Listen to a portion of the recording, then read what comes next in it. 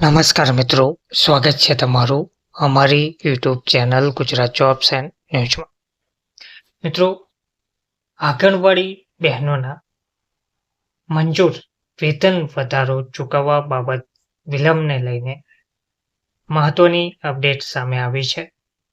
આંગણવાડી કર્મચારીઓને મંજૂર વેતન વધારો ચૂકવવામાં વિલંબ બાબતે મહિલા કર્મચારીઓ દ્વારા કલેક્ટરને આવેદનપત્ર પાઠવી રજૂઆત કરાઈ છે.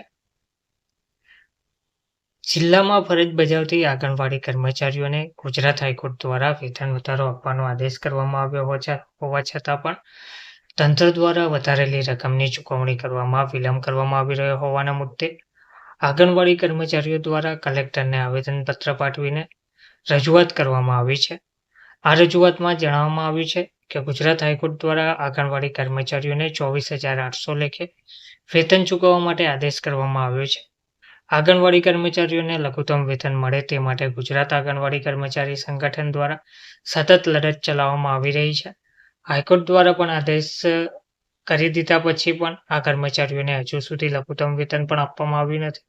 તો હાલમાં પણ સંચાલકને 10,000 અને સહાયકને 5,500 રૂપિયા વેતન આપીને તેમનો આર્થિક રીતે શોષણ કરવાનું હજુ પણ ચાલુ છે. આ ઉપરાંત આંગણવાડી કર્મચારીઓ પાસેથી અન્ય પ્રકારની કામગીરી કરાવવી નહીં તે સહિતના જૂના અનેક વળતર પ્રશ્નો પણ લાંબા સમયથી અણઉકેલ છે. આ તમામ પ્રશ્નોનો સમાધાન થાય અને આંગણવાડી કર્મચારીઓને ન્યાય મળે તે માટે માગણી કરવામાં આવી છે. તો આ આવેદનપત્રના કાર્યક્રમમાં અમરેલી જિલ્લામાંથી મોટી સંખ્યામાં આંગણવાડીમાં કામ કરતી મહિલાઓ જોડાઈ હતી. ધન્યવાદ.